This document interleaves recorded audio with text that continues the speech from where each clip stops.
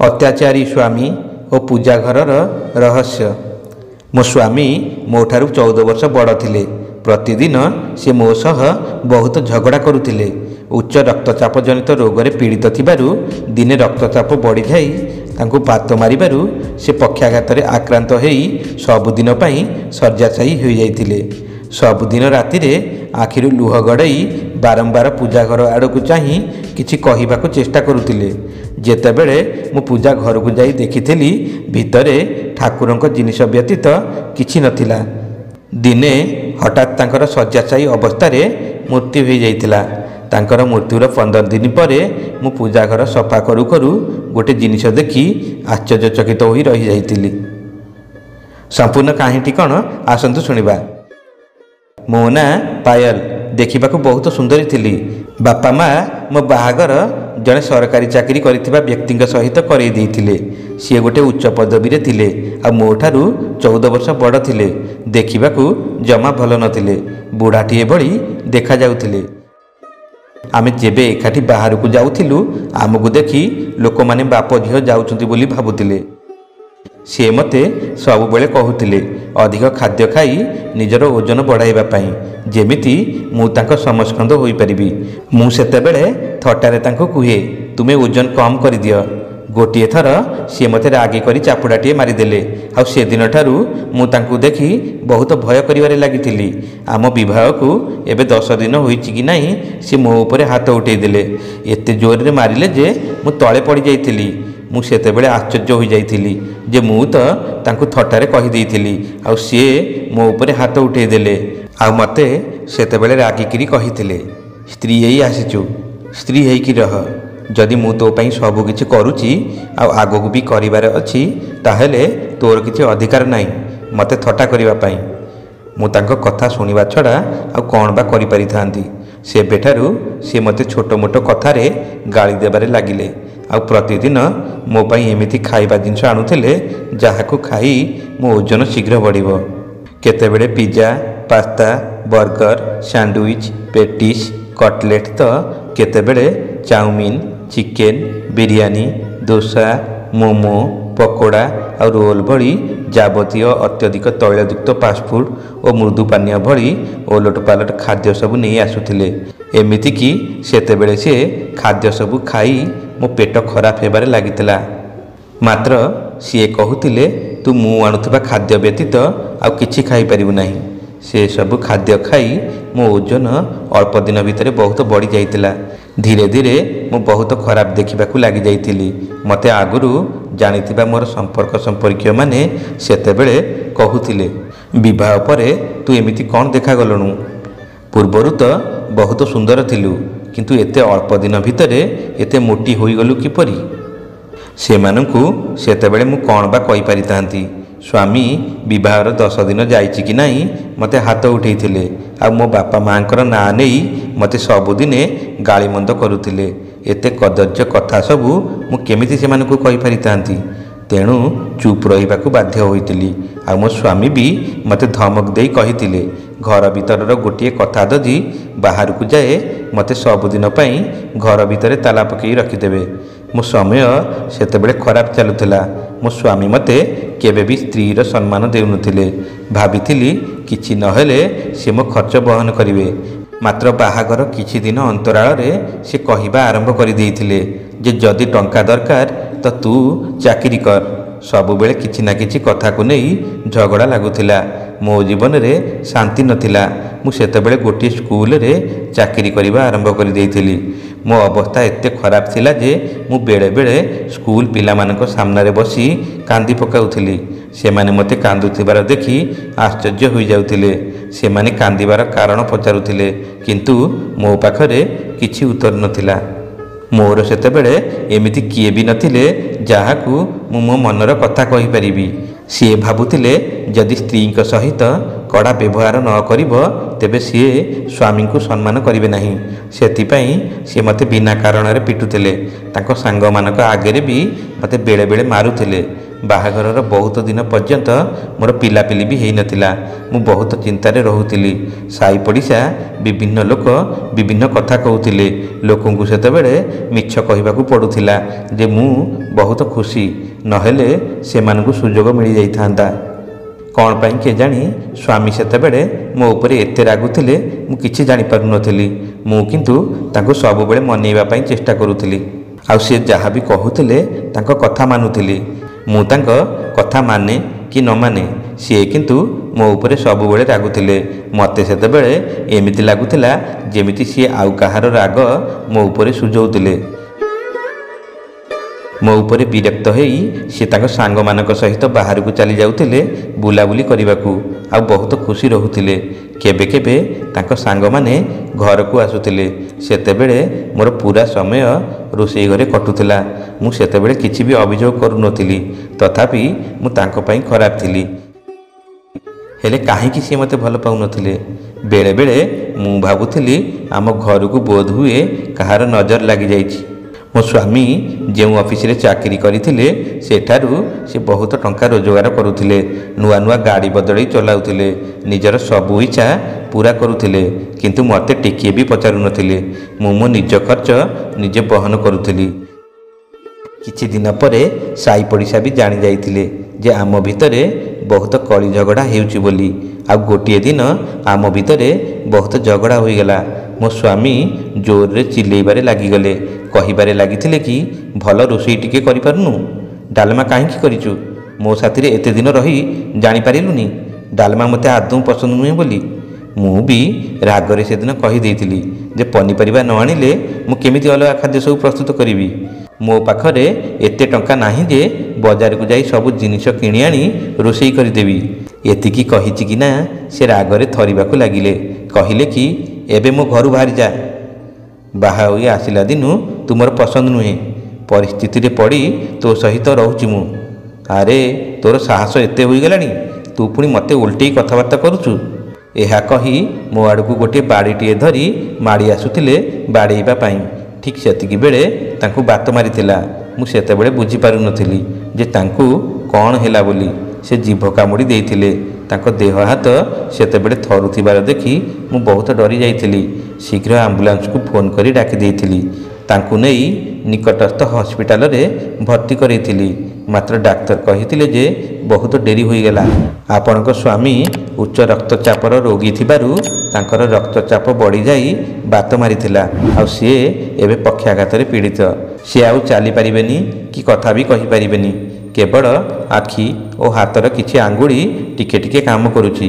କିଛି ଦିନ ତାଙ୍କୁ ହସ୍ପିଟାଲରେ ରଖିଲା ପରେ ଔଷଧପତ୍ର ଧରି ତାଙ୍କୁ ଘରକୁ ନେଇ ଆସିଥିଲି। ଘରେ ମୁଁ ତାଙ୍କର ଦେଖାଶୁଣା କରୁଥିଲି। ସେ ସେତେବେଳେ କିଛି କହିପାରୁନଥିଲେ, ଆଉ ହଲି ବି ପାରୁନଥିଲେ। ଏତେ ସତ୍ତ୍ୱେ ବି ତାଙ୍କ ମୁହଁରେ ଟିକେ ଲଜ୍ଜା କି ସରମ ନଥିଲା। ଯାହା ବି ହେଉ ତାଙ୍କ ଅବସ୍ଥା ଦେଖି ମୋତେ ସେତେବେଳେ ଦୁଃଖ ଲାଗୁଥିଲା। ତାଙ୍କ ସହିତ ଏମିତି କିଛି ହେଉ ବୋଲି ମୁଁ କେବେ ଚାହୁଁନଥିଲି। ଯାହା ବି ହେଉ ସିଏ ମୋ ସ୍ୱାମୀ। ପୁରା ଦିନ ସେତେବେଳେ ମୁଁ ତାଙ୍କର ସେବା କରୁଥିଲି, ତା ସହିତ ନିଜ ଚାକିରି ବି କରୁଥିଲି। ମୋ ସେବା ଦେଖି ତାଙ୍କ ଭିତରେ କିଛି ପରିବର୍ତ୍ତନ ମୁଁ ଲକ୍ଷ୍ୟ କରିଥିଲି। ସିଏ ବୋଧେ ଅନୁଭବ କରୁଥିଲେ ଯାହାକୁ ମୁଁ ଏତେ ପିଟୁଥିଲି, ଏତେ ଖରାପ କହୁଥିଲି, ସେ ମୋ ପାଇଁ ଏତେ ସବୁ କରୁଛି। ଦିନେ ମୁଁ ଶୀଘ୍ର ଶୀଘ୍ର ଘର କାମ ସାରୁଥିଲି ସ୍କୁଲ ଯିବା ପାଇଁ। ମୋ ସ୍ୱାମୀ କିଛି ଅଜବ ଆଖି କରି ମୋତେ ଠାରିଥିଲେ। ଅଜବ ଏଥିପାଇଁ ଯେ ସେ ଯାହା କହିବାକୁ ଚାହୁଁଥିଲେ ମୁଁ ଜାଣିପାରୁଥିଲି, କିନ୍ତୁ ତାଙ୍କର ସେ ଆଖିଠାର ମୋତେ ଟିକେ ଅଜବ ଲାଗିଥିଲା। ମୋ ସ୍ୱାମୀ ପୂଜା ଘର ଆଡ଼କୁ ଚାହିଁ ଠାରୁଥିଲେ। ପ୍ରଥମେ ତ ମୁଁ ସେତେବେଳେ ବୁଝିପାରିଲିନି। ପରେ ବୁଝିପାରି ପଚାରିଥିଲି ଯେ ସେଠାରେ କ'ଣ ଅଛି, ସେଠାକୁ ଯିବ କି? ମାତ୍ର ସେ ଠାରରେ ମନା କଲେ, କିନ୍ତୁ ବାରମ୍ବାର ସେ ପୂଜା ଘର ଆଡ଼କୁ ଠାରୁଥିଲେ। ମୋତେ କିଛି ବୁଝା ପଡ଼ୁନଥିଲା। ପୁଣି କିଛି ସମୟ ପରେ ସେ ତାଙ୍କ ଠରାଠରି ବନ୍ଦ କରିଦେଇଥିଲେ। ଏମିତି ସମୟ ବିତୁଥିଲା। ମୁଁ ମୋ ଦୈନନ୍ଦିନ କାର୍ଯ୍ୟ ପାଇଁ ଘରେ ଚାକରାଣୀଟିଏ ରଖିଦେଇଥିଲି। କାହିଁକି ନା ଦିନସାରା ମୁଁ ଘରେ ରହୁନଥିଲି। ପଇସା ପତ୍ରର ବହୁତ ଆବଶ୍ୟକତା ଥିବାରୁ ମୁଁ ଚାକିରି ଛାଡ଼ି ପାରୁନଥିଲି।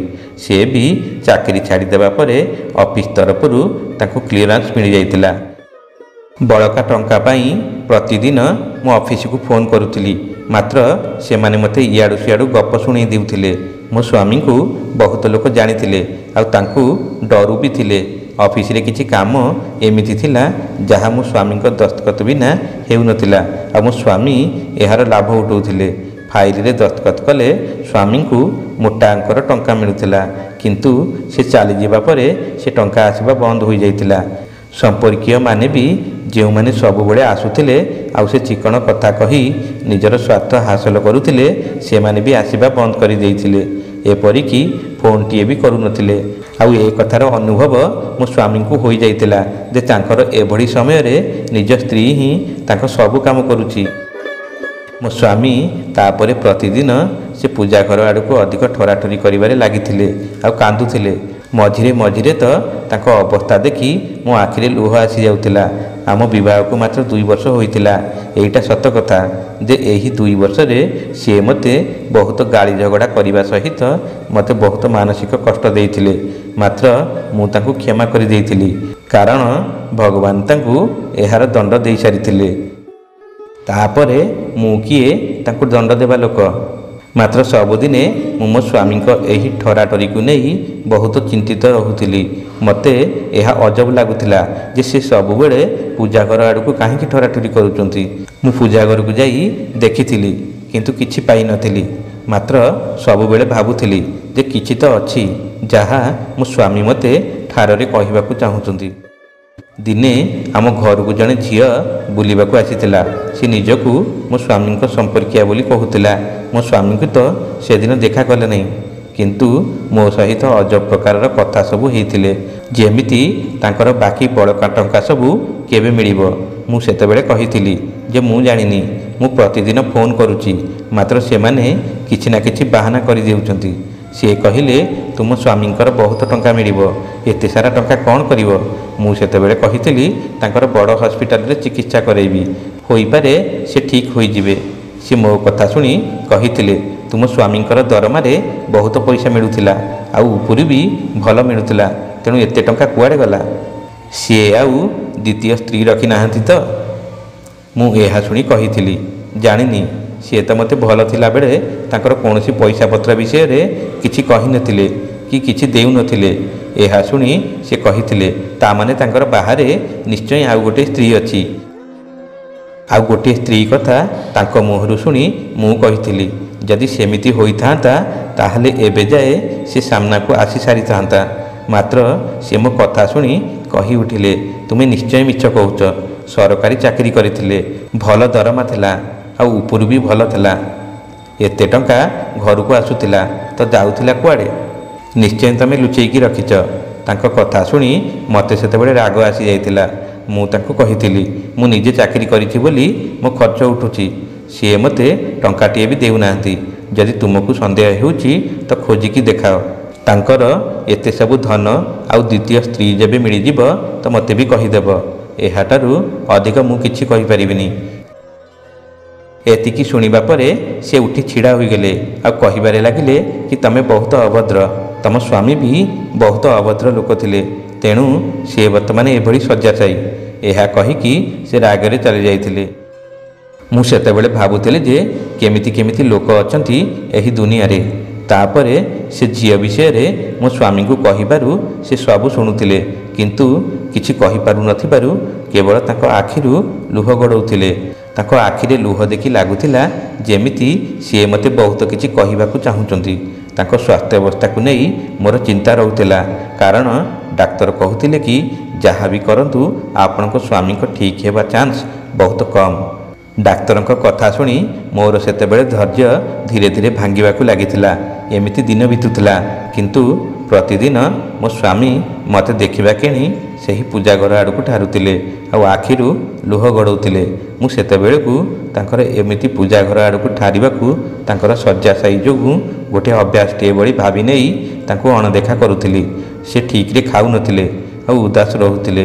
ଡାକ୍ତର ସେତେବେଳେ କହୁଥିଲେ ଚିନ୍ତାଗ୍ରସ୍ତ ରହିବା ଯୋଗୁଁ ଔଷଧ ବି ଠିକ୍ରେ କାମ କରିବ ନାହିଁ। ଏମିତି ଦିନ ପରେ ଦିନ ବିତୁଥିଲା। ଦିନେ ମୁଁ ଶୋଇକି ଉଠିବା ପରେ ସ୍ୱାମୀଙ୍କୁ ଡାକିଥିଲି ଖାଇବାକୁ ଦେବା ପାଇଁ, କିନ୍ତୁ ସେ ସେତେବେଳେ ମୋ କଥା ଶୁଣୁନଥିଲେ କି ଆଖି ବି ଖୋଲିଲେନି। ତାଙ୍କ ଶରୀରରେ ହାତ ମାରିବା ବେଳକୁ ଶରୀର ଥଣ୍ଡା ପଡ଼ିଯାଇଥିଲା। ମୁଁ ତୁରନ୍ତ ଡାକ୍ତରଙ୍କୁ ଫୋନ୍ କରିବା ପରେ ଡାକ୍ତର ଆସି ଚେକ୍ କରି କହିଥିଲେ ଯେ ଆପଣଙ୍କ ସ୍ୱାମୀଙ୍କ ମୃତ୍ୟୁ ହୋଇଯାଇଛି। ଏ କଥା ଶୁଣି ମୁଁ ସେତେବେଳେ ସ୍ତବ୍ଧ ହୋଇଯାଇଥିଲି। ମୁଁ ଚିତ୍କାର ଛାଡ଼ି କାନ୍ଦିବାରେ ଲାଗିଥିଲି। ଡାକ୍ତର ମୋତେ ସେତେବେଳେ ବୁଝେଇଥିଲେ। ସିଏ କହିଥିଲେ ଆପଣ ଖୁସି ହୁଅନ୍ତୁ, କାରଣ ଆପଣଙ୍କ ସ୍ୱାମୀଙ୍କ ଯାହା ଅବସ୍ଥା ଥିଲା ସେ ମରିଯାଇଛନ୍ତି, ଭଲ ହୋଇଛି। କାରଣ ଆପଣଙ୍କ ସ୍ୱାମୀ ବହୁତ କଷ୍ଟରେ ଥିଲେ। ଧୀରେ ଧୀରେ ମୁଁ ନିଜକୁ ସମ୍ଭାଳିବାରେ ଲାଗିଥିଲି। କିନ୍ତୁ ଯାହା ବି ହେଉନା କାହିଁକି ତାଙ୍କର ମୃତ୍ୟୁ ମୋତେ ବହୁତ କଷ୍ଟ ଦେଇଥିଲା। ସେ ବଞ୍ଚିଥିଲା ବେଳେ ମୁଁ ନିଜକୁ ସୁରକ୍ଷିତ ଭାବୁଥିଲି। ଲାଗୁଥିଲା ଯେମିତି ମୋର ବି କିଏ ନିଜର ଅଛନ୍ତି। କାରଣ ବିବାହ ପରେ ମୋ ବାପା ମା ଆଗ ପଛ ହୋଇ ଚାଲି ଯାଇଥିଲେ। ଆଉ ସ୍ୱାମୀଙ୍କ ମୃତ୍ୟୁ ପରେ ମୁଁ ଜୀବନରେ ଏକୁଟିଆ ପଡ଼ିଯାଇଥିଲି। ଦିନସାରା ଏକା ଘରେ ମନ ଦୁଃଖରେ ପଡ଼ି ରହୁଥିଲି। ତେଣୁ ସେଥିରୁ ମୁଁ ବାହାରିବା ପାଇଁ ଖୋଜି ଖୋଜି କରି ଘରର କାମ କରୁଥିଲି। ଏବେ ବି ସେହି ଚାକରାଣୀ ମୋ ସହିତ ଥିଲା। ତାଙ୍କୁ ବାହାର ନ କରିବାର କାରଣ ଥିଲା ମୋ ଏକୁଟିଆପଣ। ଦିନେ ସେମିତି ଘର କାମରେ ବ୍ୟସ୍ତ ଥିଲାବେଳେ କବାଟରେ ଠକ୍ ଠକ୍ ଶବ୍ଦ ଶୁଭିଲା। ଚାକରାଣୀ କବାଟ ଖୋଲିବା ପରେ ମୋତେ ଆସି କହିଥିଲା ଯେ ଜଣେ ସ୍ତ୍ରୀ ଲୋକ ତମକୁ ଦେଖା କରିବାକୁ ଚାହୁଁଛନ୍ତି। ତାଙ୍କ ସହିତ ଜଣେ ପିଲା। ସେ ଭିତରକୁ ଆସିଲା ପରେ ମୁଁ ତାକୁ ଚିହ୍ନିବାକୁ ଚେଷ୍ଟା କଲି, ମାତ୍ର ଚିହ୍ନି ପାରିନଥିଲି। ତାପରେ ସେ ସ୍ତ୍ରୀ ଲୋକ ଜଣକ ସେତେବେଳେ ଯାହା ସବୁ କହିଥିଲେ ମୋ ମୁଣ୍ଡ ଉପରେ ଯେମିତି ଆକାଶଟା ଛିଡ଼ି ପଡ଼ିଲା ଭଳି ଅନୁଭବ ହୋଇଥିଲା। ସେ କହିଥିଲେ ତମର ଯିଏ ସ୍ୱାମୀ ଥିଲେ ସେ ମୋର ବି ସ୍ୱାମୀ। ତମ ବିବାହର 4 ମାସ ପରେ ସେ ମୋତେ ବିବାହ କରିଥିଲେ। ଏବେ ମୁଁ ମୋ ଭାଗ ନେବାକୁ ଆସିଛି। ମୋତେ ସେତେବେଳେ ବହୁତ ଦୁଃଖ ଲାଗିଥିଲା ଯେ ମୋ ସ୍ୱାମୀ ଦ୍ୱିତୀୟ ବିବାହ କରି ଆଉ ଗୋଟେ ସ୍ତ୍ରୀ ରଖିଥିଲେ। ସେଥିପାଇଁ ସେ ମୋତେ ଭଲ ପାଉନଥିଲେ କି ଇଜ୍ଜତ ଦେଉନଥିଲେ। ମୋତେ ଏତେ ଜୋରରେ ସେତେବେଳେ ରାଗ ଲାଗିଥିଲା ଯେ ମୁଁ ମୋର ସବୁ ରାଗ ସେ ସ୍ତ୍ରୀ ଲୋକ ଉପରେ ସୁଝେଇ ଦେଇଥିଲି। ତାକୁ କହିଥିଲି ତମକୁ ଲାଜ ଲାଗୁନି ଜଣେ ବିବାହିତଙ୍କୁ ଫସେଇବା ପାଇଁ? ତମ ପାଇଁ ମୋ ଜୀବନ ନଷ୍ଟ ହୋଇଗଲା। କେବଳ ତମ ପାଇଁ ମୋ ସ୍ୱାମୀ ମୋତେ ସ୍ତ୍ରୀ ହେବାର ସମ୍ମାନ ଟିକେ ଦେଲେନି। ତାଙ୍କଠାରୁ ଟିକେ ଭଲ ପାଇବା ପାଇଁ ମୁଁ କେତେ ଅପେକ୍ଷା କରିଥିଲି। ମୋତେ ତାଙ୍କ ରୋଜଗାରରୁ କିଛି ବି ସେ ଦେଉନଥିଲେ। ମୁଁ ମୋ ନିଜ ସ୍ୱଳ୍ପ ଦରମାରେ ଚଳୁଥିଲି। ସିଏ ତାଙ୍କ ସବୁ ରୋଜଗାର ତମ ଉପରେ ଖର୍ଚ୍ଚ କରୁଥିଲେ। ଯେତେବେଳେ ସେ ରୋଗରେ ପଡ଼ିଲେ ତାଙ୍କର ତମ ସେବାର ଆବଶ୍ୟକତା ଥିଲା, ସେତେବେଳେ ତମେ କେଉଁଠି ଥିଲ? ସେତେବେଳେ ତୁମ ସ୍ତ୍ରୀ ହେବାର ଦାୟିତ୍ୱ କ'ଣ କିଛି ନଥିଲା? ଆଉ ଆଜି ଭାଗ ମାଗିବାକୁ ଚାଲି ଆସିଛ? ସେତେବେଳେ ଦିନରାତି ଏକ କରି କେବଳ ମୁଁ ତାଙ୍କ ସେବା କରିଥିଲି। ମୋ ଠାରୁ ଏଭଳି କଥା ଶୁଣି ସେ ସ୍ତ୍ରୀ ଲୋକଟି ସେତେବେଳେ କହିଥିଲା ମୁଁ କିଛି ଜାଣିନି। ମୁଁ ତାକୁ ବିବାହ ପାଇଁ କହିନଥିଲି, ବରଂ ସିଏ ମୋତେ ବିବାହ ପାଇଁ ଜବରଦସ୍ତି କରିଥିଲେ। ଆଉ ଦେଖ, ଇଏ ହେଉଛି ଆମ ଭଲ ପାଇବାର ସନ୍ତକ, ଆମ ପୁଅ। ଏବେ ମୋର ଭାଗ ଦରକାର। ସେ ସରକାରୀ ଚାକିରି କରିଥିଲେ, ବହୁତ ରୋଜଗାର ଥିଲା, ତେଣୁ ବହୁତ ଟଙ୍କା ବି ରଖିଥିବେ। ସେଥିରୁ ମୋତେ ମୋ ଭାଗ ଦିଅ। ସେ ଚାଲିଯିବା ପରେ ତାଙ୍କ ଚାକିରିର ବଳକା ଟଙ୍କା ଆସିଥିବ, ସେଥିରୁ ବି ମୋତେ ଭାଗ ଦରକାର। ତା କଥା ଶୁଣି ମୁଁ ସେତେବେଳେ ରାଗରେ କହିଥିଲି ମୋ ପାଖରେ କିଛି ନାହିଁ ତମକୁ ଦେବା ପାଇଁ। ସେ ଯାହା ବି ରୋଜଗାର କରୁଥିଲେ ତାହା ତମ ପାଇଁ ତଥା ଆଉ କେତେ ଜଣଙ୍କ ପାଇଁ ଖର୍ଚ୍ଚ କରିଦେଉଥିଲେ। ମୋତେ ଟଙ୍କାଟିଏ ବି ଦେଉନଥିଲେ। ମୁଁ ନିଜେ ଚାକିରି କରି ମୁଁ ନିଜ ଖର୍ଚ୍ଚ କରୁଥିଲି। ଏହି ଘର ବି ଭଡ଼ା ଘର। କିନ୍ତୁ ଏସବୁ ଶୁଣି ସେ ବିଶ୍ୱାସ କଲା ନାହିଁ। ଏତେ ଟଙ୍କା ରୋଜଗାର କରୁଥିବା ଲୋକ ନିଜ ଘର ବି କରିନଥିଲେ। ସେ ପୁରା ଘର ଖୋଜାଖୋଜି କରିବା ଆରମ୍ଭ କରିଦେଇଥିଲା, କିନ୍ତୁ ପୁରା ଘର ଖୋଜିବା ପରେ ବି ତାକୁ କିଛି ମିଳିଲା ନାହିଁ।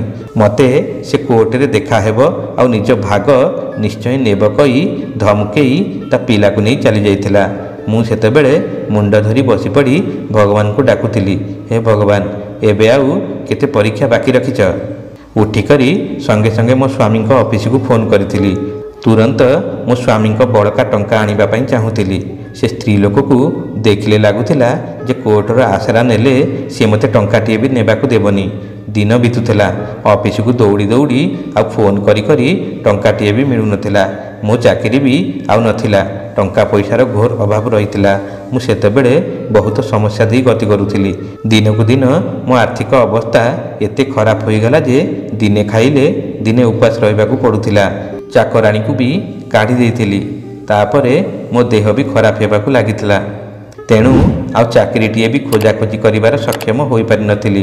ମୋ ଚାକରାଣୀ ଭଲ ଥିଲା, ସେଥିପାଇଁ ସେ ମଝିରେ ମଝିରେ ଆସି ଦେହ ମୁଣ୍ଡ ବିଷୟରେ ପଚାରି ଯାଉଥିଲା। ଘରର ଭଡ଼ା ବି ଦେଉନଥିବାରୁ ଘର ମାଲିକ ମୋତେ କହୁଥିଲେ ଯେ ଘର ଖାଲି କରିଦିଅ। ମୁଁ ବହୁତ ଅନୁରୋଧ କରିବା ପରେ ବି ସେ ମୋ କଥା ଶୁଣିଲେନି। ଆଉ କହିଥିଲେ ଯେ ଯଦି ଘରର ଭଡ଼ା ଦେଇପାରିବନି ତାହେଲେ ତମେ ଏ ଘର ଛାଡ଼, ନହେଲେ ଆଉ ଗୋଟିଏ ମୋର କାମ କର, ତାହେଲେ ମୁଁ କିଛି ଦିନ ତମକୁ ଏ ଘରେ ରହିବାକୁ ଛାଡ଼ିବି। ମୁଁ ବି ସେତେବେଳେ ଟିକେ ଖୁସି ହୋଇଯାଇଥିଲି। ହେଲେ ଯେତେବେଳେ ଜାଣିଲି କି ତାଙ୍କ କଥାରେ ଖରାପ ଉଦ୍ଦେଶ୍ୟ ଅଛି ସେତେବେଳେ ମୋ ମୁଣ୍ଡ ବୁଲେଇ ଯାଇଥିଲା। ସିଏ ମୋତେ ଘର ଖାଲି କରିବାକୁ କିଛି ଦିନ ସମୟ ଦେଇ ଚାଲିଗଲେ। ଘର ମାଲିକଙ୍କ ଉଦ୍ଦେଶ୍ୟ କିଛି ଅଲଗା ଥିଲା। ମୁଁ ବି ସେତେବେଳେ ମୋ ସ୍ୱାମୀଙ୍କ ଉପରେ ମନେ ମନେ ରାଗୁଥିଲି। ଭାବୁଥିଲି କିଛି ନହେଲେ ଏତେ ଦରମାପତ୍ର ପାଉଥିଲେ, ଘର ଖଣ୍ଡିଏ ପକାଇ ଦେଇ ଯାଇଥିଲେ ମୁଁ ଖୁସି ଖୁସି ବାକି ଜୀବନଟା କଟେଇ ଦେଇଥାନ୍ତି। ତାପରେ ମୁଁ ନିର୍ଣ୍ଣୟ ନେଇଥିଲି ଯେ ଘର ମାଲିକ ପାଖରେ କେବେ ବି ମୋ ଇଜ୍ଜତ ବାଜିରେ ଲଗେଇବିନି। ତେଣୁ ଘରର ସବୁ ଜିନିଷପତ୍ର ବିକିଦେଲି। ପୂଜା ଘର ଓଳାଓଳି କରି ଠାକୁରଙ୍କ ଫଟୋଗୁଡ଼ିକୁ ସଜାଡ଼ି ଗୋଟିଏ ପେଟି ଭିତରେ ବିସର୍ଜନ କରିବାକୁ ରଖିଥିଲି। ସେତେବେଳେ ମୋ ସ୍ୱାମୀଙ୍କ କଥା ମନେ ପଡ଼ିଯାଇଥିଲା। ସେ ପୂଜା ଘରେ ଏମିତି ତ କିଛି ଗୋଟେ ଜିନିଷ ନିଶ୍ଚୟ ଅଛି ଯେଉଁଥିପାଇଁ ସବୁବେଳେ ମୋ ସ୍ୱାମୀ ପୂଜା ଘର ଆଡ଼କୁ ଠାରରେ କ'ଣ କହିବାକୁ ଚାହୁଁଥିଲେ। ତେଣୁ ପୁରା ପୂଜା ଘର ଟିକିନିକି ଖୋଜିବାକୁ ଲାଗିଲି। ମୋତେ ସେମିତି କିଛି ବି ସେତେବେଳେ ମିଳିନଥିଲା, କିନ୍ତୁ ସେଠାରେ ଏକ ପିତ୍ତଳର ଗରା ରହିଥିଲା।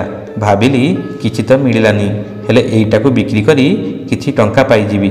ଏତିକି ଭାବି ପିତ୍ତଳ ଗରା ଉଠେଇବା ବେଳକୁ ମୋ ହାତରୁ ଖସି ପଡ଼ି ତଳ ଟାଇଲ୍ ବି ଭାଙ୍ଗି ଯାଇଥିଲା। ମୁଁ ଯେତେବେଳେ ତଳକୁ ଚାହିଁ ଭଲ କରି ଦେଖିଥିଲି ମୋ ପାଦ ତଳୁ ମାଟି ଖସିଗଲା ଭଳି ମୋତେ ସେତେବେଳେ ଅନୁଭବ ହୋଇଥିଲା। ଭାଙ୍ଗି ଯାଇଥିବା ଟାଇଲ୍ ଉଠେଇବା ବେଳକୁ ତଳେ ଏକ ବଡ଼ ବାକ୍ସଟିଏ ପାଇଲି।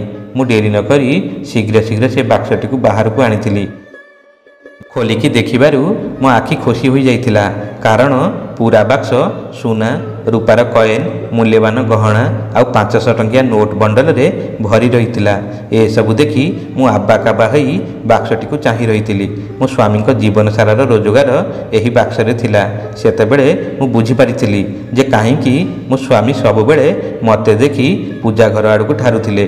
ମରିବା ପୂର୍ବରୁ ବୋଧେ ସେ ଏସବୁ ମୋତେ ଦେବାକୁ ଚାହୁଁଥିଲେ। ମୋ ସେବା କାରଣରୁ ସେ ବିଶ୍ୱାସ କରିଥିଲେ ଯେ ମୁଁ ତାଙ୍କୁ ହୃଦୟର ସହିତ ଭଲ ପାଉଥିଲି ବୋଲି। ମୋ ଆଖିରୁ ସେଦିନ ଖୁସିର ଲୁହ ବୋହୁଥିଲା। ମୋ ସ୍ୱାମୀଙ୍କୁ ମୁଁ ସେଦିନ ମନେ ମନେ ବହୁତ ଧନ୍ୟବାଦ ଜଣାଉଥିଲି। ତାଙ୍କର ଆତ୍ମାର ଶାନ୍ତି ପାଇଁ ମନେ ମନେ ପ୍ରାର୍ଥନା କରୁଥିଲି। ତୁରନ୍ତ ସେ ବାକ୍ସରୁ ସବୁ ମୂଲ୍ୟବାନ ଜିନିଷ ଏକ ବ୍ୟାଗରେ ଭର୍ତ୍ତି କରିଦେଇଥିଲି। ତାପରେ ମୋ ଚାକରାଣୀକୁ ଡାକି ଘରେ ବାକି ରହିଯାଇଥିବା ଜିନିଷ ତାକୁ ଦେଇଥିଲି। ଘର ମାଲିକ ଆସିବା ପୂର୍ବରୁ ମୁଁ ସେ ସ୍ଥାନ ଛାଡ଼ି ଚାଲିଯିବାକୁ ଚାହୁଁଥିଲି, କାରଣ ମୋତେ ସେଭଳି ନଷ୍ଟ ଚରିତ୍ରର ବ୍ୟକ୍ତି ଉପରେ ଭରସା ନଥିଲା। ତେଣୁ କିଛି ଜରୁରୀ ଜିନିଷ ଆଉ ସେ ବ୍ୟାଗ୍ ନେଇ ମୁଁ ଆଉ ଏକ ସହରକୁ ଚାଲି ଯାଇଥିଲି। ପ୍ରଥମେ ସେ ସହରରେ ମୁଁ ଏକ ଘର କିଣିଥିଲି। ଏବେ ମୋ ନିକଟରେ ଘର, ଗାଡ଼ି, ଟଙ୍କା ସବୁକିଛି ଅଛି। ମୋ ଜୀବନ ଏବେ ଭଲରେ କଟୁଛି। ମୁଁ କମ୍ ବୟସର ହୋଇଥିଲେ ବି ଆଉ ଦ୍ୱିତୀୟ ବିବାହ କରିବାକୁ ଚାହୁଁନଥିଲି। ନିଜ ଜୀବନକୁ ଏବେ ନିଜ ଅନୁସାରେ ବଞ୍ଚିବାକୁ ଚାହୁଁଥିଲି। ମୁଁ ବହୁତ ପାଠ ପଢ଼ିନଥିଲେ ବି ଆଉ ଥରେ ପାଠ ପଢ଼ି ନିଜ ଗୋଡ଼ରେ ଛିଡ଼ା ହେବାକୁ ଚାହୁଁଥିଲି। ସେଥିପାଇଁ ଭଲ କଲେଜ ଦେଖି ଆଡ଼ମିସନ୍ ନେଇଥିଲି। ଏବେ ମୋ ଜୀବନରେ ଆଉ କିଛି ଦୁଃଖ ନଥିଲା, କେବଳ ଯାହା ଥିଲା ଖାଲି ଏକୁଟିଆପଣ, କାରଣ ମୋତେ ଭଲ ପାଇବାକୁ କିଏ ବି ନଥିଲେ। ବେଳେବେଳେ ମନରେ ପ୍ରଶ୍ନ ଆସୁଥିଲା ଯେ ମୋ ଜୀବନରେ କ'ଣ ପ୍ରକୃତରେ ମୋତେ ଭଲ ପାଉଥିବା ରାଜକୁମାରଟି କେହି ଆସିବେ? ଧୀରେ ଧୀରେ ମୋ ସ୍ୱାସ୍ଥ୍ୟ ଅବସ୍ଥା ବି ଭଲ ହେବାରେ ଲାଗିଥିଲା, ଆଉ ମୁଁ ପୂର୍ବ ଭଳି ସୁନ୍ଦର ଦେଖାଯାଉଥିଲି। ତେଣୁ କଲେଜରେ ବହୁତ ପିଲା ମୋ ଆଡ଼କୁ ଆକର୍ଷିତ ହୋଇ ମୋତେ ପ୍ରପୋଜ୍ ବି କରୁଥିଲେ, କିନ୍ତୁ ମୁଁ କ'ଣ କରିବି କିଛି ଭାବିପାରୁନଥିଲି। ମୁଁ ପଢ଼ାପଢ଼ିରେ ଧ୍ୟାନ ଦେଇ ଭଲ ନମ୍ବର ରଖି କଲେଜ ଛାଡ଼ିଥିଲି। ତାପରେ ଗୋଟେ ଭଲ ଚାକିରିଟିଏ ପାଇଯାଇଥିଲି। ଭଲ ଦରମା ବି ଥିଲା। ମୋ ସହିତ ମୋ ଠାରୁ ବୟସରେ ବଡ଼ ଅଫିସର ଷ୍ଟାଫ୍ ଜଣେ ସେଠାରେ ଚାକିରି କରୁଥିଲେ। ମୁଁ ତାଙ୍କୁ ସାର୍ କହି ଡାକୁଥିଲି। ସେ ବାହା ହେଇନଥିଲେ। ସିଏ ମୋତେ ଦିନେ କହିଥିଲେ ମୋତେ ବାହା ହେବାକୁ ଚାହୁଁଛନ୍ତି। ସିଏ ଅନାଥ ଥିଲେ, ତେଣୁ ମୁଁ ତାଙ୍କୁ ମନା କରିପାରିଲି ନାହିଁ। ଆଜି ଆମେ ଆମ ବୈବାହିକ ଜୀବନକୁ ନେଇ ବହୁତ ଖୁସିରେ ଜୀବନ ବିତାଉଛୁ। बंधुगण आशा करूछु आपण माननकु ए कहानीटी निश्चय पसंद आसीथिबो। कहानीटी पसंद आसीथिले हमर ए चैनल को लाइक एवं शेयर कर दियंतु। हां जदि हमर ए चैनल को नुवा करी आछिथिंदी चैनल को सब्सक्राइब करबा संगे संगे बेल आइकन को दबाई ऑल बटन टी को चिपि दियंतु। जेते बेले भी एई बडी वीडियो हम चैनल रे आसीबो सर्वप्रथमे आपण मानक पाखु नोटिफिकेशन जिवो। पुनी देखायबो आगामी वीडियो रे आ एक नुवा कहानी को नै। सेतबळ पंत रहउछु। जय जगन्नाथ।